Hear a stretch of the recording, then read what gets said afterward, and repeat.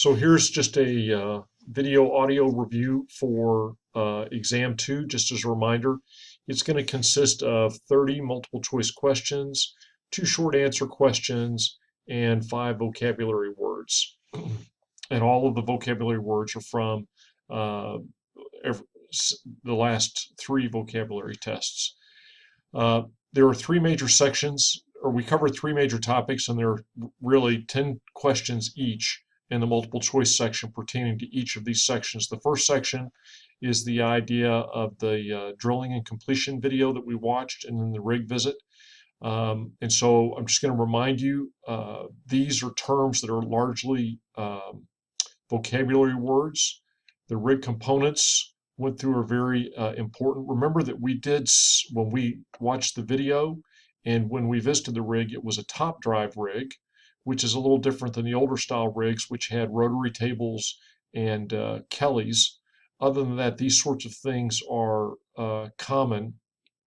And I think if you pretty much just stick with the vocabulary words, you'll be good there. I'll tell you right up front, there are several questions on the drilling personnel and those around the rig site, so you want to make sure that you understand all of the different terminology. Again, we talked about the difference between the top drives and the Kellys, so make sure you're clear on that. And then these are just some key components of the rig that you're going to want to be familiar with. Tripping in and out is vocabulary word, monkey board, fingerboard, vocabulary word. Remember the casing, and then these ideas of float shoe, float collar, centralizer. These all have to do with cementing the casing into place. Make sure that you review your notes carefully there. Blowout preventer. Um, Remember, these are the components of the blowout preventer, and nippling up is the terminology that they use to connect it. So you're going to want to be familiar with the section on the blowout preventer. The mud and the purposes of the mud is a very important thing to understand. Uh, Lost circulation material. So remember what we talked about constitutes lost circulation and how important that is, and the impact of that.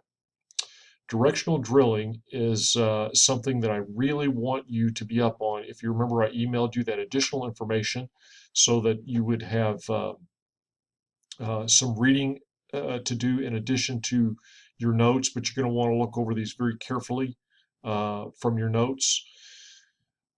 I'll be honest with you, nothing on the exam on well evaluation logs. And as far as completing the wells, again, a lot of these are terms that you're going to be familiar with.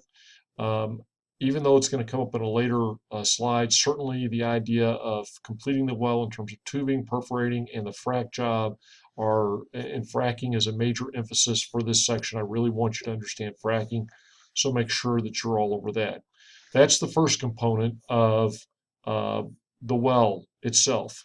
Next up, I'm going to pause the tape and switch some slides, and we'll talk about the leasing process. If you recall, the idea of leasing pertains mainly to the job of a landman, and that is a nice little graphic just to remind you of what landmen do.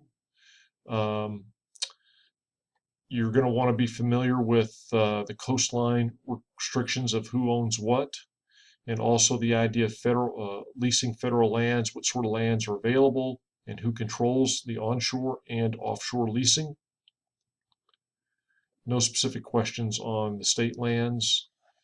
And really, I think maybe I'm having a dark moment here. There might be a history question about the rule of capture and offset drilling. I don't think so. I'm having a senior moment.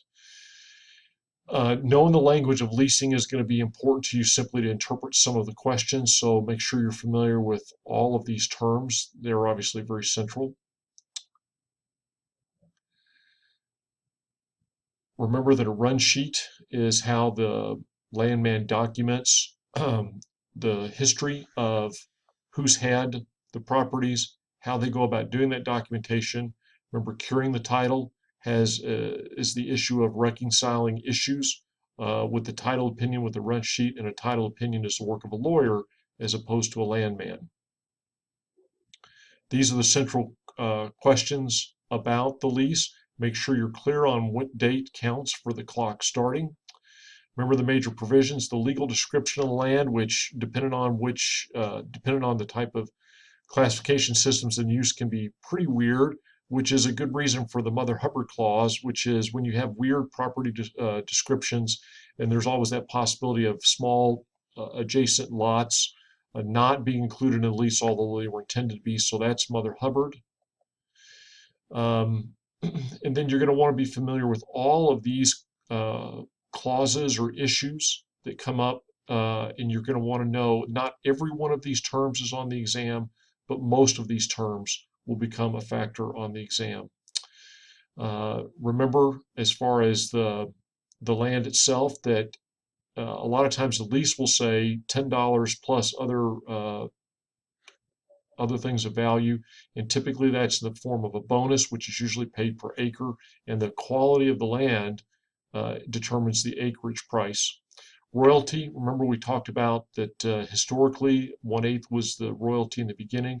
Now it's not uncommon to see royalties as high as a quarter. I've not heard of any royalties going higher than a quarter in the United States, not to say it hasn't happened, but things in the 1/5 to 1/4 range are typically what we see. Also remember that the royalty owner does pay taxes, but no other expenses, doesn't pay and most importantly, does not pay to drill or complete the well. They can be, uh, this fuzzies the water a little bit. Typically we say it's without expense, just so you know, you can make them pay for transportation from the wellhead to the point where it's delivered in.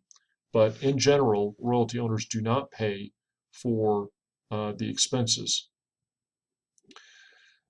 Actually, I don't think I've got any of these clauses on the exam. If I do, it's probably something having to do with pooling and unitization, and those are important concepts to keep straight, but we've also had the vocabulary words. Remember that the release has to be recorded in the county office, and remember that even though typically the Railroad Commission may, for example, have minimum drilling unit sizes of 40 acres. That is, in fact, the statewide minimum. And these also apply, although just like if you think about when we visited the well down near Crum, they were closer than 437 feet from the lease line, and they were drilling closer than 1,200 feet to another well. So these things are waiverable with the Railroad Commission. These are just the standard rules that you have to go in and get a waiver. So that's the second major block of the idea of the land and the leasing. And then the final of the three major topics was the idea of the production and lease operations. Definitely, these are two important terms you need to be familiar with: casing head and Christmas tree. Casing head down there, the valves being the Christmas tree. Really, if you know the vocabulary words, you're good to go with these ideas. And keep in mind that is a coiled tubing unit, and it's used for workovers, well servicing, starting the flow. Fracking. Again, we watched that video, and you've got in the slides the link to that video. Make sure that you're very familiar with fracking. Reservoir drives, you've got in the slides I gave you, it's got the numbers that I passed you in class, but make sure you know what the ultimate recoveries for gas wells typically are, and for oil wells with the various sorts of reservoir drives, so that you can understand when you're more or less likely to get oil, the maximum amount of oil. Artificial lift, we talked about pump jacks, have a nice video. Make sure that you understand the basic components of the pump jack and some of the problems that can come in. For the ESPs, really, you just want to make sure that you understand when they're more likely to be used. Improved recovery, we talked about water flooding. The key thing to keep in mind is it's an improved recovery if it's an immiscible gas injection, which is to say it's not going to mix with the oil and it's not going to change the chemical quality of the oil. And then we have the enhanced recoveries where you have the miscible gas injection, where you are trying to change the quality of the oil. Steam injection, which is expensive, and chemical floodings, which are also expensive. And then remember, the two key questions that we talked about is how much oil am I going to get from this technique, and how much is it going to cost me? Those are the key things that you should be drilling or focusing in on. As far as separators, you want to be familiar with basically how separators work. Remember that even though they get fancier and they use heat and Some other things like that. Gravity is the number one form of separation. The fact that the water is heavier than the oil, and if you can get the gas to separate, it will, obviously, it's lighter than any of the above. I showed you this nice video on what has to be done to to clean the gas. We talked about these elements.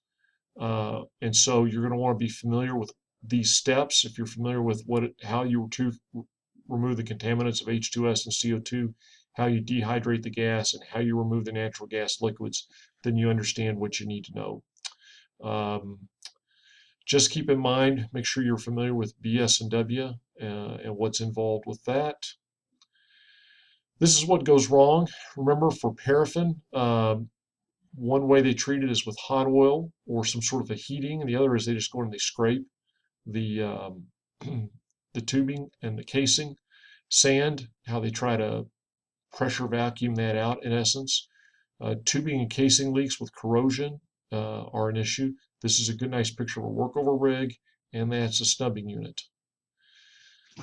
No real questions over this specific issue, and obviously no questions over that. So to sum up, we've covered those three areas. There's going to be 10 multiple choice questions on each. There's going to be a couple of short answer questions where I'm really checking to make sure that you've got the most important issues. Even though we've had lots of guest visitors to explain these issues, notice that I never directly referred back to them. So what I hope you got from our guests is the repetition that's going to help you keep these things locked into your mind. But just to reiterate, you have the slides from the two classes, and you have the note-taking guide for the oil drilling, and those are what you should focus on. If you're comfortable, you understand all those topics, then you are good to go for the exam. Give me a shout if you got questions. Good luck.